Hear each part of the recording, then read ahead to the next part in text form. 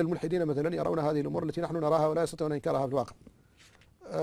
أنا رأيت امرأة أصيبت بسرطان في ثديها وكانت تتعالج وهي موريتانية، فذهب بها أهلها إلى السنغال وأخبرها الأطباء أن السرطان قد انتشر في صدرها، وكانت لا تنام مدة طويلة، ما أذكر عدد الأسابيع التي لم تذق فيها مناما، والألم شديد جدا.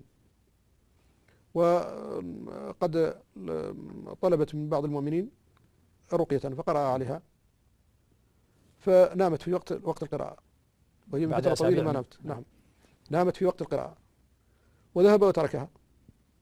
بعد المدة ليست بطويلة كانت تنام وتستيقظ يبس الثدي، فأصبح كأنما هو جلد يابسة ثم انكسر وسقط. عجيب. فذهبوا بها إلى الطبيب الذي كان رآها في السنغال، فقال سبحان الله ذهب السرطان بالكلية ولا وجود له. عجيب. نعم. أعرف أحد الدعاة في أوروبا من الأئمة ودعاة معروفين أصابه سرطان في المخيخ تحت المخ، وعرف الورم وحدد وجاء إلى مكة في رمضان، فالتمس الدعاء من بعض الناس ودعوا له وقرأوا عليه قرآن الرقية. نعم. فرجع فإذا هو يتصل ذهب ويقول إن الورم انقلب إلى ورم حميد. سبحان الله. وأعرف امرأة كان شخصه خبيثا من قبل. من قبل كان خبيثا.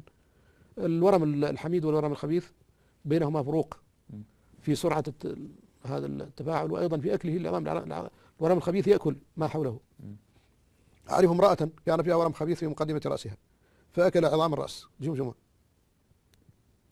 ثم قرأ عليها القرآن الرقية فتحول الورم إلى حميد، وجاءت الأطباء قالوا الورم حميد. سبحان الله. وزرعوا بعضه وفحصوه إذا هو حميد، ومع ذلك قد أكل العظام وضعوا لها بدل العظام ما يقوم مقامها. ما يقوم مقامها.